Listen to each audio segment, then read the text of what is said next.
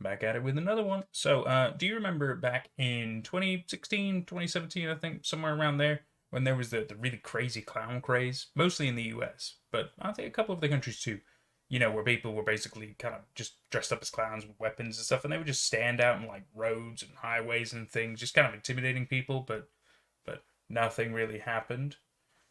Yeah, so this is a story that we're about to read. It's not very long. It's a nice short story, very sweet, pretty well, not sweet, pretty scary.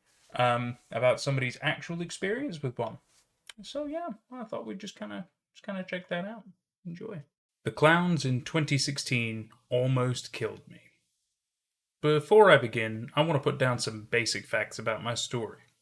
I was 13 at the time of this occurrence, and had been reading creepypastas and true stories since I was 11. Bad habits. I live in Carroll Island, a place where you can find a good amount of forestry everywhere. This was located in Baltimore County, and I loved hearing Goatman stories about this place. I believe there is one in Carroll Island, but that's not the point. I loved this bit of forestry, and had always when I was a child. I had lived in this house, still am, since I was 7, 8 years old. These forests, like any other town, always had some urban legend behind them. Some of these were mostly told by older kids who were just trying to scare the kids who would wander about the streets. The teens would always go into the woods to smoke pot, alcohol. I hated that, but it's how they got their kicks. Story starts. Sorry. I was outside of my house, sometime near January on a full moon. Can't recall which month perfectly, just know it was a full moon. This was when some of the clown things were starting to die off and come back in April 2017. I never believed in them, and still don't, but that night, I think I did. I walked inside my house with me, my brother, and my friend, who we'll call Kyle. Kyle was from Dominican Republic and had always believed in the paranormal, so we had a good bit in common.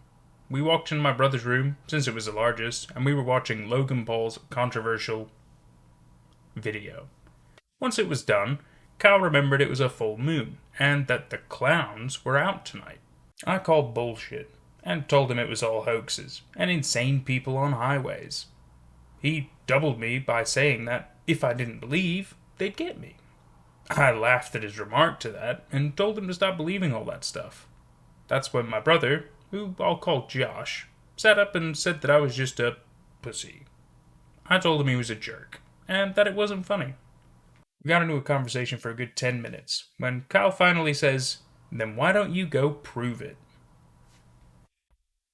I said, "Okay," and told him that I would be back. I know just the place to prove it. There was a little place down the road that was put there for a park, essentially. It wasn't funded, the only thing it had was a small walk bridge that was pretty nice. We called it the Duck Pond, but it actually was Seneca Creek. I'm giving all the location details to give you a better understanding of how scary this place would have been at night. I left the house, got onto my bike, and rode off 2 blocks away. At the entrance of the park is another set of woods that is private property, for houses on the water and some abandoned houses inside. The entrance is easy to see, can't miss it, and personally, it looks pretty. As I was walking up to the entrance, I noticed a foul odor. Keep in mind that this is wildlife, where things die and decompose right there. It wasn't helped with the stench of trash reeking from the trash island. I was about to walk into the park when, I shit you not, something had spoken in a low, somewhat luring voice. "Hey there, kiddo. Why don't you come over here?" This is when I went into fucking panic mode. I'm someone who isn't scared off so easily, but it was the thought that it could be someone out there, the unknown, which scared me. I turned towards a small patch of bushes near the entrance, and I see something crouched over deep in the bushes facing me. I couldn't tell if it was a clown or demon. I didn't fucking care at this point. Even thinking about it is making me paranoid. As I was gonna man up and go see what it was, it speaks again. "That's right. Come over here." And I hear a sheathing of a blade. That's when I knew it was time to book it. I instantly wailed out in fright, almost pissing myself, and crashed into that bike. I say, if I hadn't been riding for many years and built up muscle of power out of there, I would have been done.